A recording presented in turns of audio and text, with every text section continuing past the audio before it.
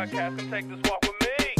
Welcome back to the Three Parallels podcast with your host, the brother Dr. Jason Branch, where we rediscover who we were, we embrace who we are, and we make room for who we're trying to become. If that is you, you're in the right place at the right time because I help high performing, high achieving individuals and groups such as yourself become the best version of them by recognizing, rediscovering who they were, embracing who they are, and rediscovering who they are designed to be. That means him, her, or them. All caps, no blue hat. You see the shirt, baby? That means we got merch. Merch. Yes, we got merch. If you want some, come get some. This is a speeding train, okay? Three Parallels Podcast, Gator U, all this Gator, salamander stuff, all of it. It's a moving train, and you got two options. Either roll with it or get rolled over.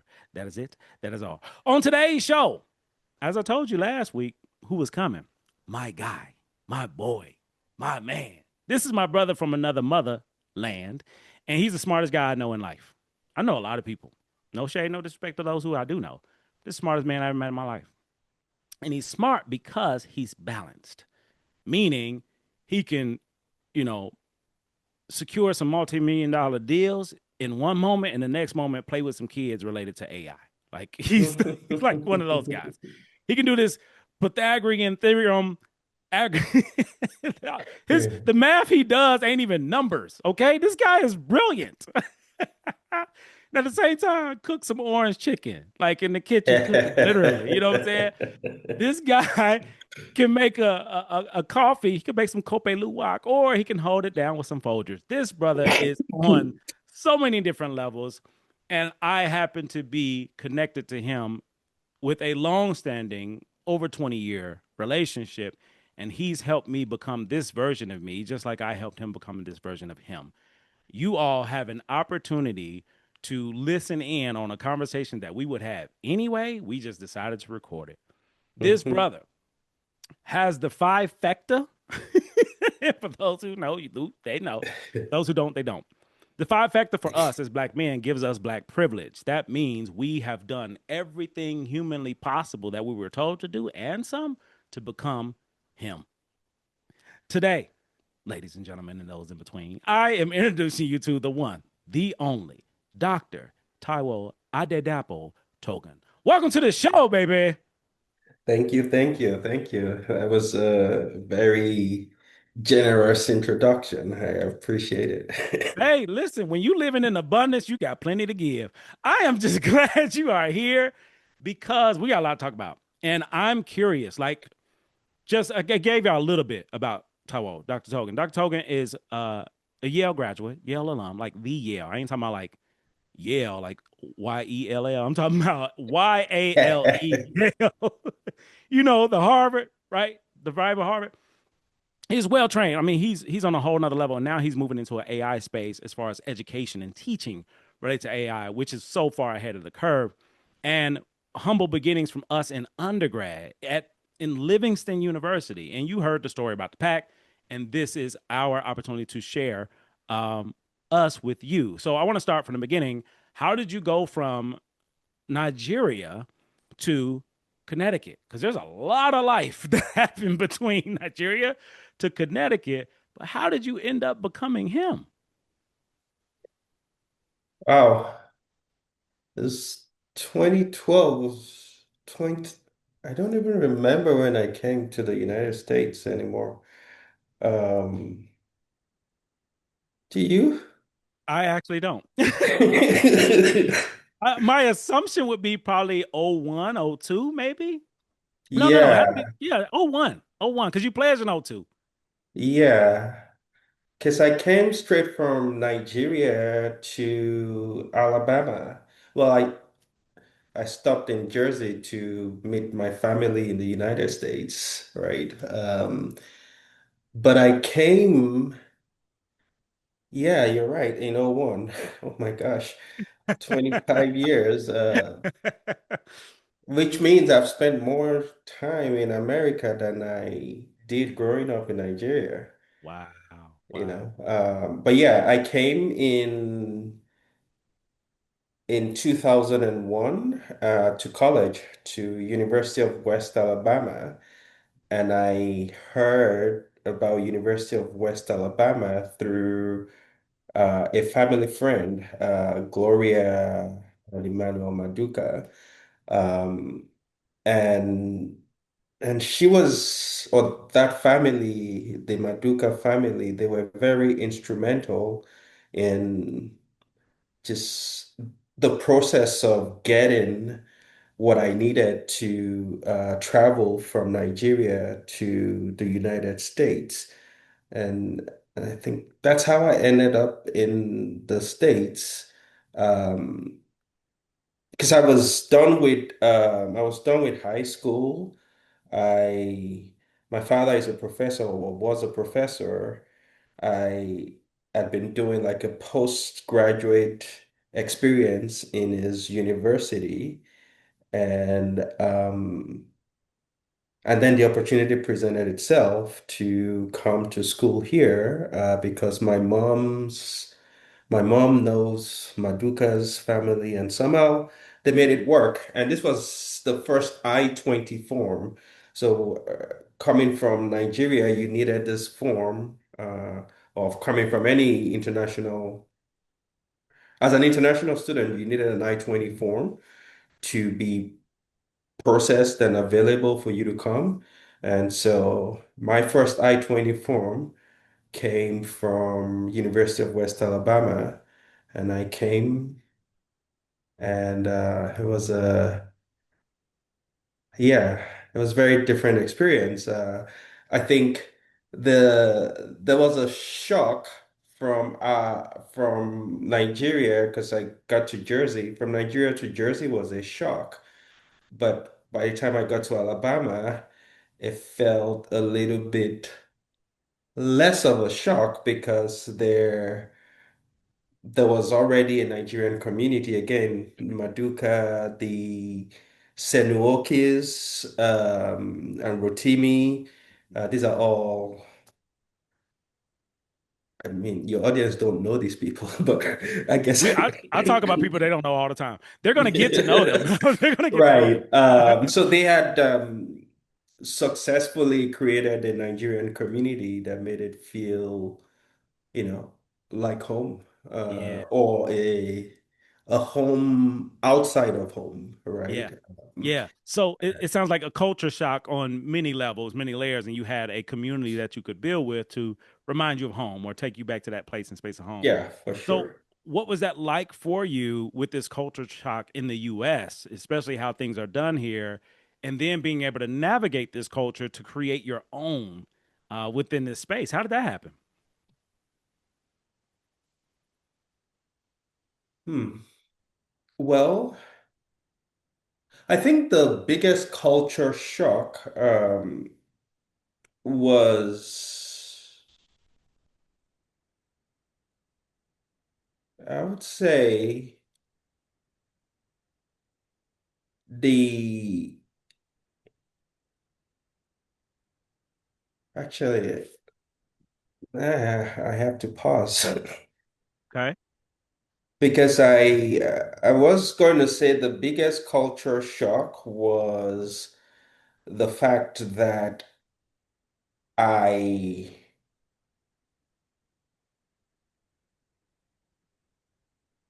like people just were very nice Mm, in Alabama, mhm. right? And but I felt like that was a culture shock between Jersey and Alabama, right? Yeah. I think going from Nigeria, stopping in Jersey, there was a very big culture shock because you smiled at somebody and it was like, why are you smiling at me?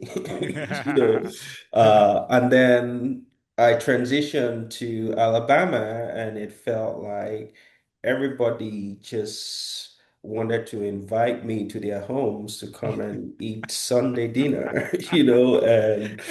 and that felt good. Hmm. And I think the and so I think there's also this being able to build a community easily, or or being blessed to be able to find community easily. Hmm. Because from what the Madukas and Seniokes and Rotimi, from what they did for me in Alabama, it was easy to take that to when I went to grad school in Connecticut, right? And so I was able to easily find a community in Connecticut too.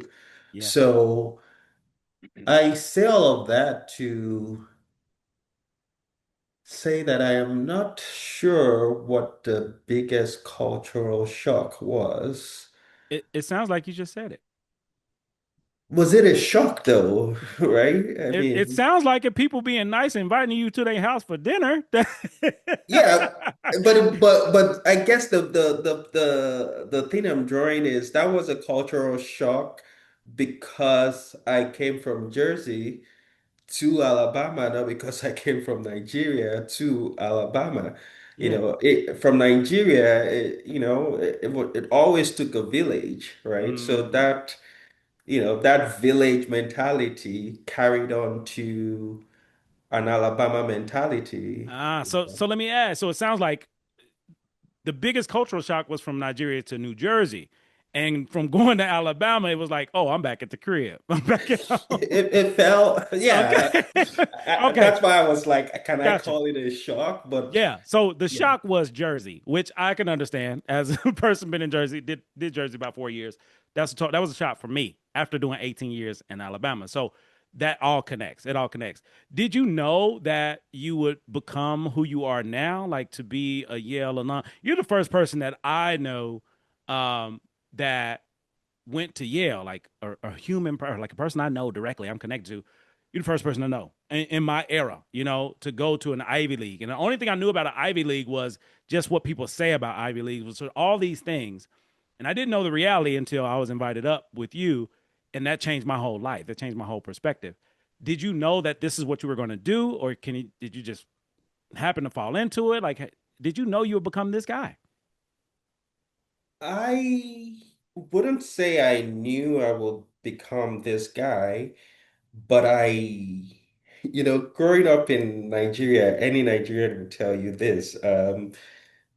Like school is so central and fundamental to what families gift to their children, right? And so that upbringing of you're going to go to America and you're going to study and you're either going to become a lawyer, doctor, or, you know, um, engineer. So that idea was there that I was going to go and study abroad. But the turn that I took from being a math computer science major to um, going to graduate school at Yale and then becoming an educator now, I'm not sure I foresaw all of that, right? Mm, But what I was sure of definitely was that I was going to study and I was going to make the most of the opportunity that America gave somebody from a humble beginnings like myself. So that yeah. was certain. Yeah. The shape it took, I have no clue how. Wow. So I didn't plan any of this. Wow. Wow. You walked in your greatness. Sounds like you I figured it out like along the way. I like how that sounds better than what I said. That's what it sounds like you did. You walked into your greatness. Like you knew education, what I'm hearing related to the culture and how you grew up being in Niger. Because I'm from Niger too. So from being from Niger, you like education is the forefront. Community, family, culture, education was there. So you already knew I'm going to be something. How, when, where, what, I don't know, but I'm going to figure it out. And that's exactly what you did. And I'm proud and I'm impressed. So this show, we get flowers, man. I'm very proud. I'm very impressed with you. And I can't Thank believe you. that we're connected. Because my pedigree, we ain't supposed to know each other at all. There is no reason for us to be connected at all based off of my pedigree. But that's what I love about being a destination helper. And destination helper are those people that just instantly connect to help each other on their path to become who they're supposed to be. And that's us. Yeah. I couldn't be this version without you. You couldn't be this version without me because we both played a huge role in each other's lives. And our experiences has led to us being who we are. So I've shared with the listeners a little bit about the background, and now like they get to hear it from you. They get to hear it from the source. So moving outside of just education, but the culture that we developed, that we had being in a fraternity and then navigating that space, I'm curious to know what it was like for you being a member of the step team, us being frat, and then we went to that show at UA, and I've made an offer. Hey, man, I think we could do this, just you and I. That's on a whole nother level. I'm curious to know what was that like for you, being in that same place and space that I was, and I gave you this idea of what we could do, and we actually did it. What was that like from your perspective? It was incredible. It was everything. And you know, as I reflect on it now, I think it is certainly formative, right? Just because as a Nigerian, there's that street in you, there's that hustle in you, right? And oftentimes it's raw. Mm, And I think what you presented was, bro, you and I can take the step game to another level and we bank. And that's all I needed to hear. And but then I think about the process, right? I think about the sacrifices that was involved on that journey, right? I think about the work that we had to put in, and I think there's a parallel to all of that as a foundation for what is necessary for any grind, mm. including my PhD grind, Woo, right? woo. Including the ability to sort of bet on us, Mm, right?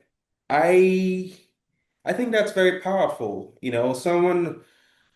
One of the things, or someone asked me that what's one of the things I remember um, an intimate conversation with my dad, and I always talk about two things. One is when he told me about this king who had a messenger to behind him to always remind him that he was human, right? mm, So always be humble.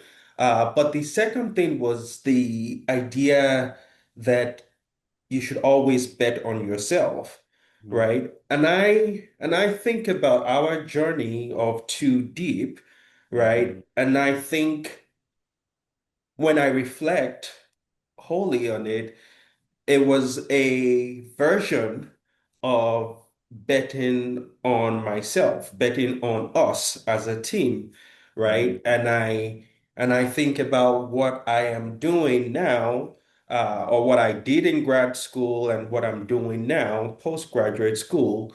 That element remains very central to it, which mm, is I will bet on myself.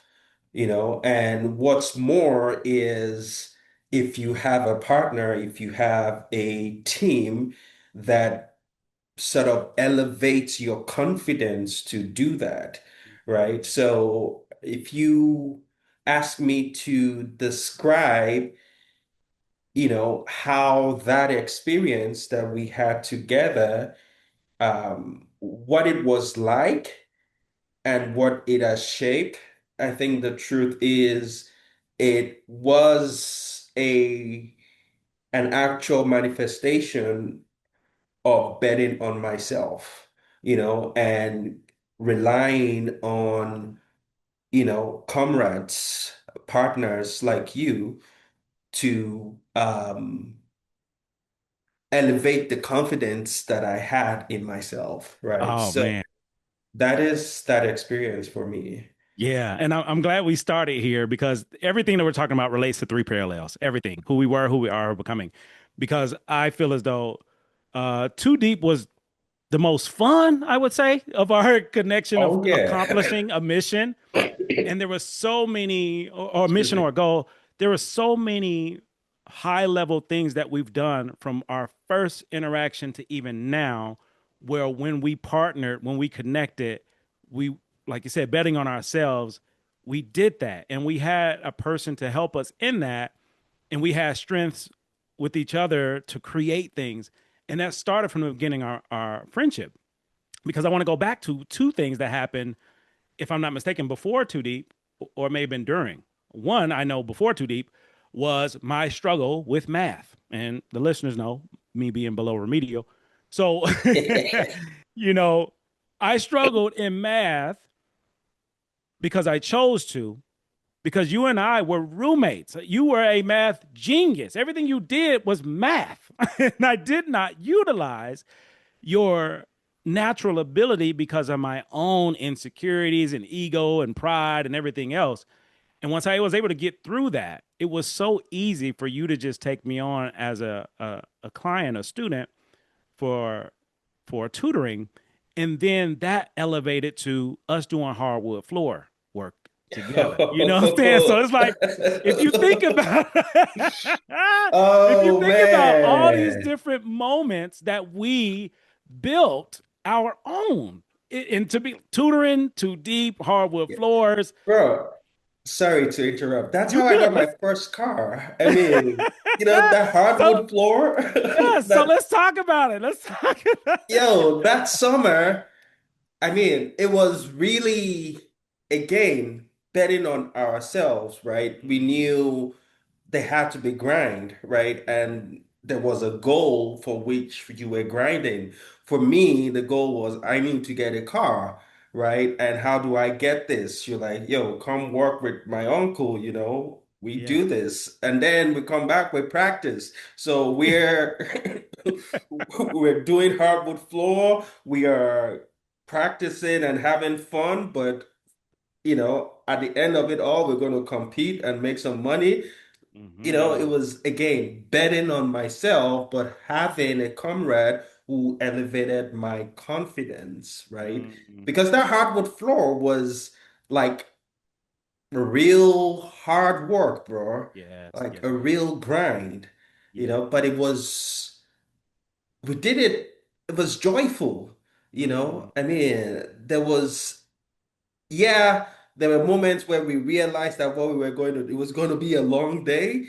But bro, Yeah. just waking up, and I looked forward to those days, man. I looked Yeah. forward to it. And I think the reason was because we were going to freestyle as we were going. We were going to stop at McDonald's and get that the bagel with steak and eggs, right? All of those little things were joyful moments of the grind, Mm. that made it really a special experience, Yeah. but Yeah. I would add that experience, you know, very parallel to the too deep hustle. I think it Yeah. was also betting on ourselves and sort of capitalizing on the talent, the energy, the grind we could bring in. Yeah. Yeah. Yeah, I completely forgot about a hardwood floor, bro. Listen, I'm here to bring up all the stuff. I'm here to bring Oh. it all out because that's who we were. That's who we were. And one of the proudest moments, the claim to fame, and I need you to tell a story from your side because I told it from my side, is you're right. Our breakfast and lunch was the same, no matter what. At breakfast was the steak, Rotisserie. steak, egg, and cheese bagel from McDonald's. What was lunch like? What's your story of how we did lunch? I mean, it was a no-brainer. We saw rotisserie chicken was a whole chicken, man. Hawaiian rolls, It was like, what else do we want? You know? I thought it was perfect. It was cheap and it was good, you know. Yeah, yeah. And if there was extra rotisserie chicken, we made orange chicken out of it, All day long. All day long. Good times. Good times. So yes, I will never forget those moments because it was Oh instrumental man. in us. Like we've been through the trenches from 2001 to 2026 because we're in it now with this partnership where we are now, which we haven't even got to yet.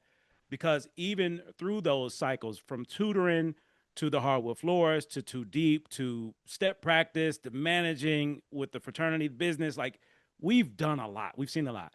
And even with the transition where you graduated, you moved to Connecticut, I graduated, moved to Birmingham, we stayed connected and we kept working, kept grinding. I'm curious because the listeners heard the story from my perspective. I'm curious of your perspective, being at Yale, being at an Ivy League, and not having a pedigree like my parents went there. This is what I do, whatever. Like I said, you finding your way to greatness.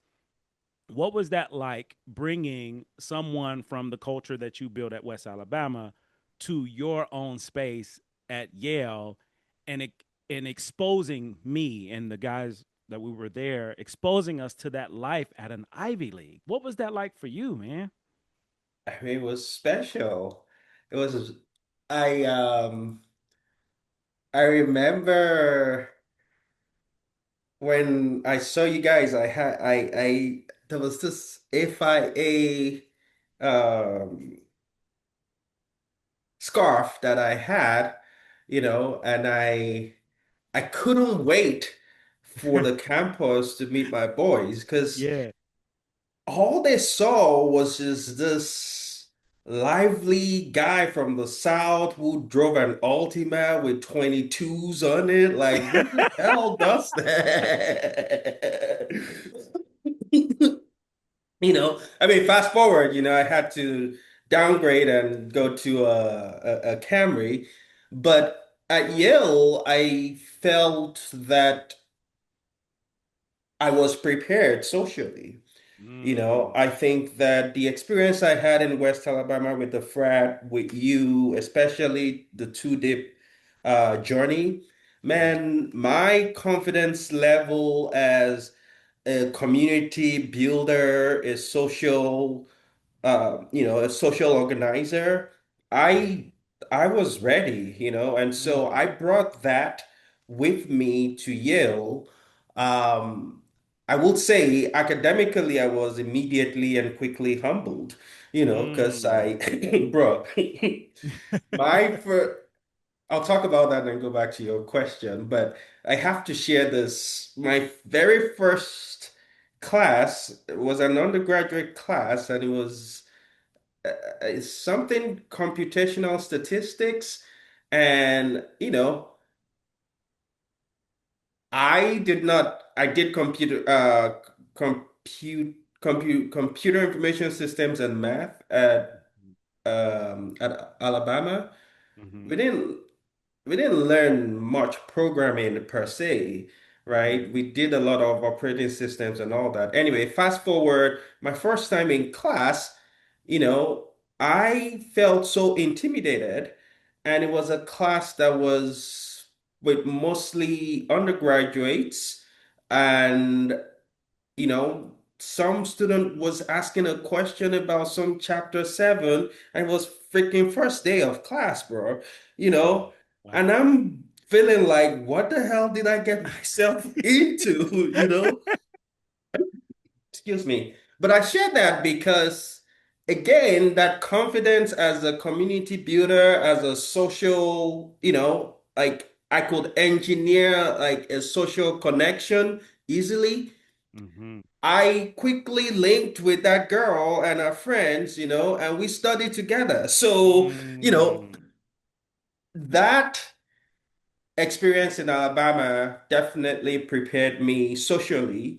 And up until today, I still think about what I bring to the table is not always just what I am capable of, just intellectually, but what I can maximize out of my community, right? Yes. And Ah. so I think leveraging my community effectively is a gift that I cultivated through my experience in West Alabama, and that paid off. Oh yeah, And that continues to pay off. absolutely. But back to, you know, showing the bros a good time in New Haven, I was looking forward to it, and it was so special when we got the opportunity to be us, Yeah. because as you remember, we was it Bottega? It was Yeah. a Bottega lounge, and people were like, "Who are these?" Flavor. We got flavor there, man. Who are Yeah, it these was it guys? was We stood it was out. We special. we stood. We definitely It stood was out. also Yale. It was also Harvard Yale weekend, It right? was. It was your hard weekend without a doubt. Then, your boy was the president of the Black Graduate Network at the time. You know, my house was like the social scene where we threw Hmm. parties. So it was Yes. just like, let me show these brothers, Yes, indeed. what I brought from Alabama to here, Yeah. because y'all will feel at home Yes, because indeed. it's not different, it's my home. We're throwing Yes. parties there, Yeah. So Yeah. yeah, I was ecstatic, and I looked forward to show you all, Yeah. like that house party dimension that we started. Yeah. Yeah, we're still doing Yes, it, indeed. Yes, indeed. So yeah, So, man, it was delightful. It was special. It was a proud moment. Um, yeah. yeah, I appreciate you sharing it from your perspective because I don't even think we've talked. I didn't have the emotional intelligence or effective communication to even ask you at that time, but I do now. So to hear the story from your lens, man, it means the world to me. And again, giving you flowers. Thank you for exposing us. Thank you for exposing me. My Because I would have pleasure. never, I ain't been to an Ivy since, with anybody. I've gone to hang out and see what it's like, but I wouldn't have did that without my first experience in it and meeting people and seeing the people. And one of the biggest moments for me was recognizing how it doesn't matter where you go, it's who you bring with you. You know what I'm Hmm. saying? And when us being there, not having a clue, having all these random thoughts of what it's like there, and then being there is like, that's nothing of what I thought it was going to be like. And to be in a place where we were welcomed, we were cherished, we were the superstars, being ourselves in that space. And we went there looking Sure. for superstars, and it was us. You Yes, were the sir. superstar. You were the superstar then, and it was just this moment of like, man, Taiwo Togun came up here and made Yale West Alabama. He done made Yale Taiwo University because you made it your own. And all the people that were there knew you were the guy and it was known. So know that from this side, I'm proud. I was impressed. We were because you held your own. We didn't go and follow you to different places and spaces. We went with the guy that made us the guy. And we took over that campus for that weekend. And man, it was one of Yeah, the we greatest moments in did, my bro. life. One of the greatest moments in my life, real talk. And even to this day, rest in peace to that person who passed out on the keg stand. He's probably dead and gone. Or he may be, he may be Yeah, living his life with his family. Who knows? I don't know. He may be dead. He may be alive. That's how much fun we had. We don't know if this person died or oh not. man. So Wait, was this 2007 or 2009? I think nine. I think nine. Yeah, Yeah, I think it was '09. So that's moving because we crazy. can. This is a whole episode within itself. I don't want to get. I don't want to spend too much time in this space, but I definitely need you to know that even the words that you use, the social organizer, the community builder, the social connection, maximizing outside your community, like that's the language that we live that you started. Like, yeah, we started in Alabama, but we didn't know what we were doing. We were just being us. But for you to transition to graduate school and you knew like this is what it takes, this is what it requires, because I don't have community or family here outside of the community family that I built. I want to build my own. And you did that at a very high level. And I'm so proud. I'm so impressed, even now from that time, because you were the youngest. You were the youngest out of the crew, and seeing you shine at Yale in this social space and academic space to me, that's what took you to the next level. And that's why you're the smartest man in the world to me. Like that guy on the Dos Equis commercial, that should have been you. Okay. Dos Equis, that should have been you. Most interesting man, smartest man, because the smarts is exactly what you just talked about.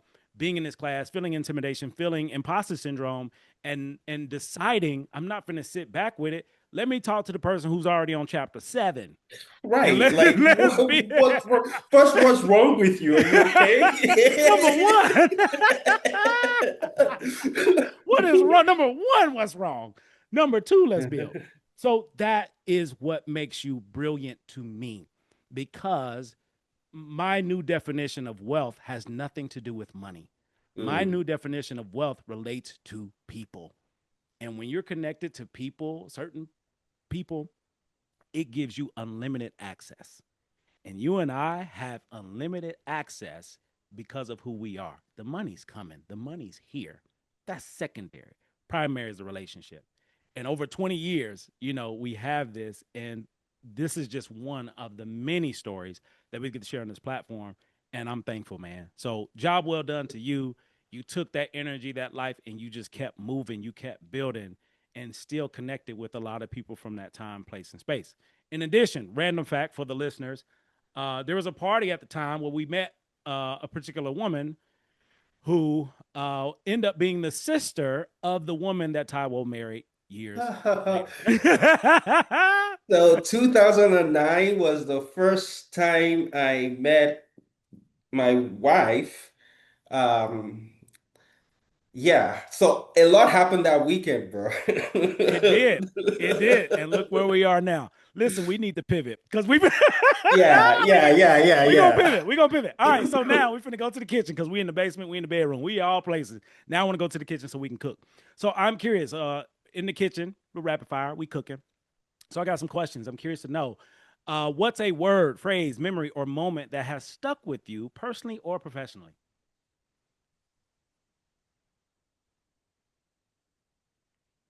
Hmm. A word of praise. A memory or moment. Yeah, I think about my dad a lot. May his soul rest in peace. And I think, yeah, our time together, the advice that he gave me, those two moments that I shared earlier, right? The one about humility, where if you have to hire somebody to remind you that you're human, it's totally worth it. And also, betting on yourself. I think those sort of uh, are words to live by. And if I were to say the most memorable words or phrase or moments that have shaped who I am, I think they're those with my dad for sure. All right. Thank you for sharing. RIP, man. Love, love, love, love. And I'm Yeah. thankful that we can highlight him in this platform. That's Yes, sir. legacy. That's legacy. That's impact. Uh, Next piece, I'm curious to know, because from Nigeria all the way to where you are now, you've seen a lot. You've done a lot. You experienced a lot. I'm curious to know, what have you learned about other people, and what have you learned about yourself from then to now? I think what I've learned about other people is I think many people are maybe not necessarily your friends, but I think if you give people a reason to be an ally, to be part of your community or to be part of a vision, I I think we underestimate the power of good that lives in people, you Yeah, know. yeah, And I think and I've been blessed, I should say, I've been blessed to be surrounded by and empowered by many. many, many people who who who have sold in me, who have invested in me. So I think that one thing I feel strongly about is that in the world where there are many people out to get you and all of that, there are also many people who are just there as maybe a vessel or instruments for God to use to help elevate you, That's because that real. has been my story, Yeah, you know. And so I see good in people first, you know, that's right. and that's I don't know how I if that answers the question of what I have learned about people. Um, I think about myself, I continue to learn a lot about myself, and I think the things that drive me, I think they are in rooted in people. The things that drive me are rooted in the things I can do to improve or leave a group of people better than I met them, right? That Yeah, drives me, you know, and I've struggled with that because it has sometimes contradicted the stated goal of, you know, wanting to wanting to be very rich, you know. yeah, yeah, Um, but I wouldn't trade that for anything, you know. yeah. I think that what I am drawn to is opportunities to um, contribute to um, improving or supporting a group of people to be better than I met them, you Love know, it. and Love it. All yeah, right. So that's something I've learned about myself. I'll take it. All right. So the next question, you've done a lot. You've accomplished a lot of things, and I've seen a lot of it, most of it. I'm curious to know what is one of your proudest accomplishments? Like you've accomplished a lot of major things. What's one thing out of the many that you would say you're the proudest of or proudest of yourself of accomplishing?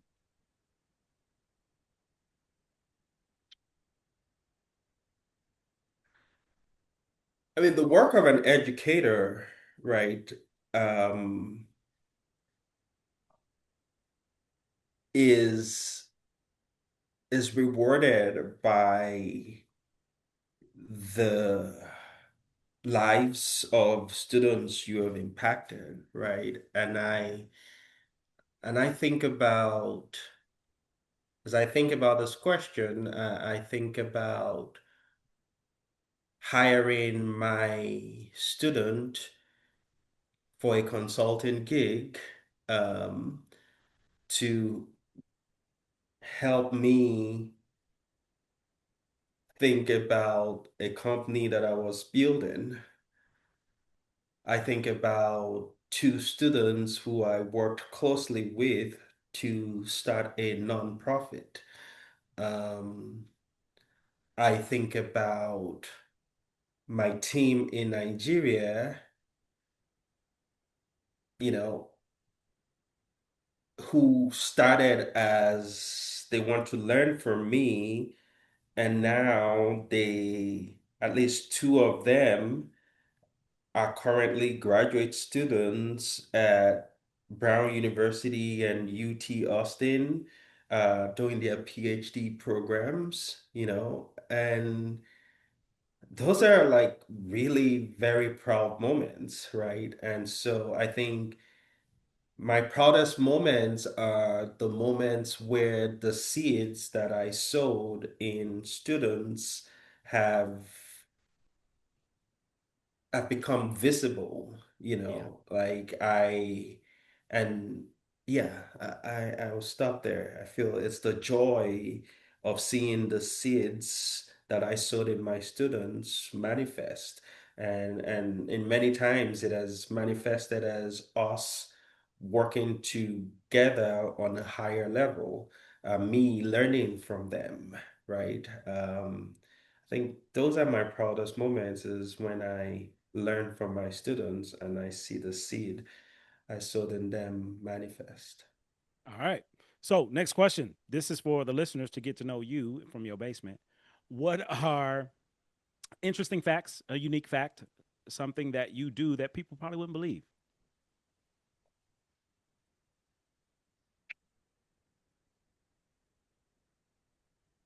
I mm, maybe it's commonplace now that any high performing person struggles with imposter syndrome, but I struggle with it every day and I fight it every day and I conquer it every day. But I feel every day for me, I thank God for my wife, who is um, a psychologist and an amazing listener, and has a way of helping me appreciate myself the way I should. Thank God for people like you, and for the work we did together in becoming him, and so I every day work hard to celebrate and appreciate the greatness that God has placed in me. It's not it's not automatic for me. It's a continuous work in progress. So that's I don't know That works. if that works. That Yeah. works. Big shout out to the other Dr. Togan, to wifey. Much love. Can't wait to have you on the show when you're ready. So thank you for that. Thank you for all of that and the love here, 100%. So next piece before we get out of here, because you're a busy man, you got things to do. Um, three parallels. If you were to describe in one word who you were, who you are, who you're becoming, how would you describe those three people in one word?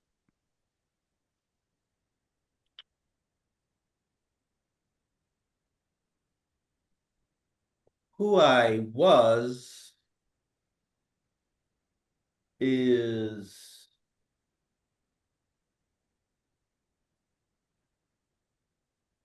yeah, that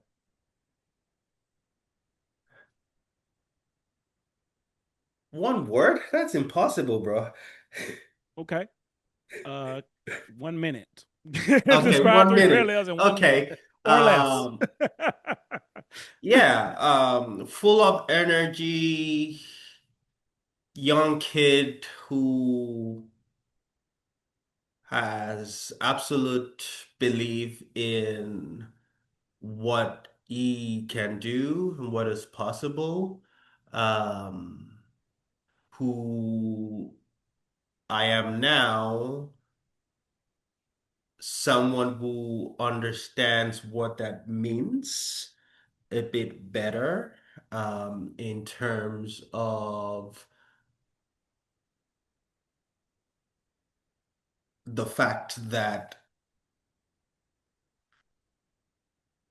I need people, I need community to um, leverage to take this greatness of that little boy and turn it into something that manifests as um, evidence of sowing into others, right? And I feel like who I am becoming is somebody who sees that journey or who takes that journey of, yes, I am great, but community and whoever I sow that greatness in is really what defines greatness. And somebody who, with that understanding, accepts that that greatness is worthy of being celebrated and should not shy away from that light. Like it's okay to be humble, but don't shy away from the light of your greatness. Um, and Excellent. so that's who I'm becoming, and that's why I'm excited about what I am building, where it makes certain that I acknowledge that it takes a community or people that you invest in to show the greatness that you bring, um, and so I am very comfortable and confident in who I am and what I bring to the table, and for that reason, I am him. That's what I'm talking about. All day long. All caps, no blue hat. I confirm.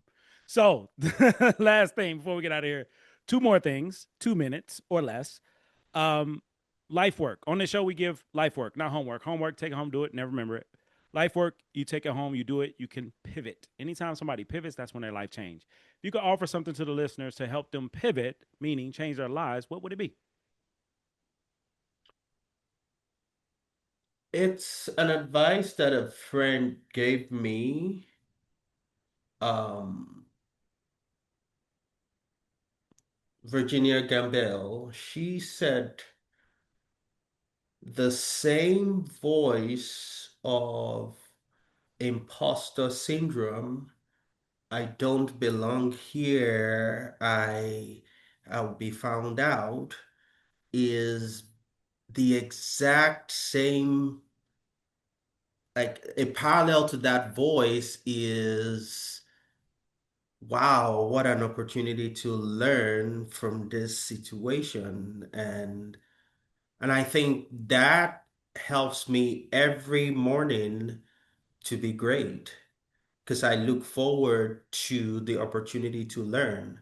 And so I say I fight imposter syndrome every day, but I feel very equipped because the mindset shift of I don't belong here, I'm scared I'll be found out, has turned into this is an amazing opportunity to learn and grow from things that I'm figuring out, and so I offer that to anyone who struggles every day to believe that they belong, and that they deserve a seat on the table.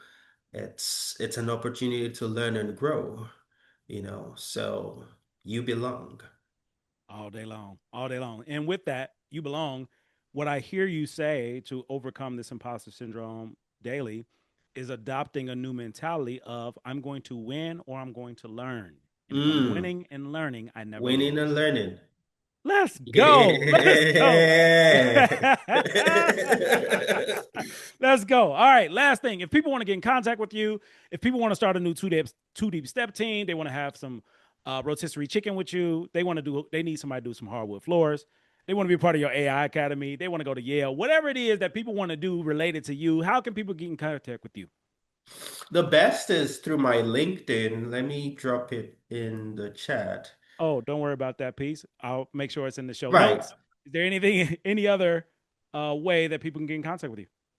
Or that's the My best. LinkedIn, if people are looking at the programs I offer, I think my explore programs at .seekupai.com. That's where you learn more about what we do at the AI Academy, where we bring motivated minds to learn to develop real AI skills under the mentorship of AI researchers and practitioners. And we focus on helping them develop the judgment to be creators with AI rather than just consumers of it. Love it, man. Thank you for being here. Thank you for your presence. Thank you for this connection, this relationship, this brotherhood, this familyhood. I'm so thankful. And to be here now, like on this platform, doing what we do, too deep all day. Too deep, It's just, baby. it means the world to me, man. And I'm thankful to share us with those who are listening. So thank you again. My flowers to you. Hats goes off to you. Like, you are the guy. You always have been. You Thank you. always will be, especially to me. And I just want to see you win, because that's exactly what you're doing. So for those who are listening, you're listening to two multimillionaires in the flesh Yes, sir. who will be billionaires. Why? Because we said so. So the reason that you have or you have not is based off of what you said. And I love sharing us. That is Love it. it. That is all. Any final thoughts before we go? Um, no, this is, I thought a lot about so many things I haven't thought about today. That means So I thank did my you. job well. I did my job very well. I appreciate Yeah, that. thank you. This Thank is a you whole for, this is a whole groove. This is a whole move for me, man. So for you to say that and it's coming from you, I know I got some good stuff. So yeah, thank thanks, you for thanks taking for the me down the compliment memory lane. all day long. It's And very I'm finna go get refreshing. rotisserie chicken and a row of Hawaiian rolls. So thank you, man. Thank you Yes, sir. 100%. We gonna keep moving. We gonna keep building. This has been another episode of Three Parallels Podcast with your host, the brother Dr. Jason Branch, where we rediscover who we were, embrace who we are, and make room for who we're trying to become. If that is you, you're in the right place at the right time.